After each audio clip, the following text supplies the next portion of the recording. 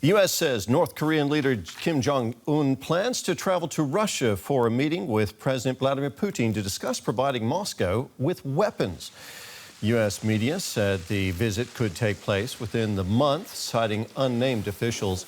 The pair met last in 2019. Pyongyang and Moscow have both previously denied that North Korea is providing Russia with supplies for its war in Ukraine. Western officials say both Moscow and Kyiv are burning through huge amounts of munitions as the war enters its 19th month. DW's Yuri Rusheto joins us now from Riga. Yuri was our Moscow bureau chief until Deutsche Welle was banned from reporting in Russia. Yuri, what's behind Kim Jong Un's expected visit to Russia?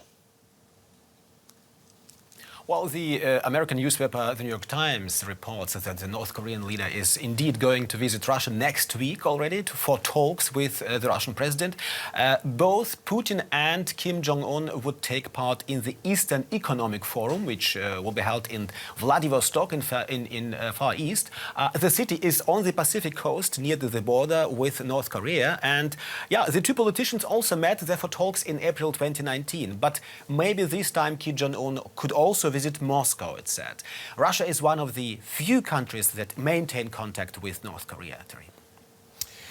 How likely is it, Yuri, that Putin would get what he wants from North Korea? We're hearing reports quoting U.S. intelligence sources saying that Putin wants to get weapons from North Korea. Well, yes, Putin and Kim Jong Un indeed could discuss the supply of artillery shells and anti-tank missiles from North Korea to Russia. According to a spokesman for the US National Security Council, North Korea last year, despite its denials, supplied infantry missiles and other missiles to Russia for use by the private army Wagner.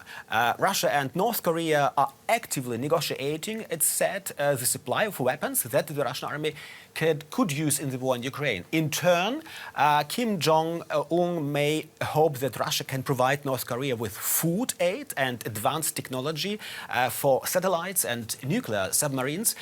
We remember in July, Russian Defense Minister Sergei Shoigu visited North Korea. That trip was seen by US intelligence as preparation for talks that could take place next week between Putin and the North Korean leader in Vladivostok and maybe in Moscow. Now, Yuri, I'm just wondering if you could tell us more about this, some other reports we're getting here today. We're getting reports that Cuba has uncovered a human trafficking ring run by Russia. It's said to be an attempt to recruit Cubans for the war, for Russia's war effort against Ukraine. What can you tell us about that?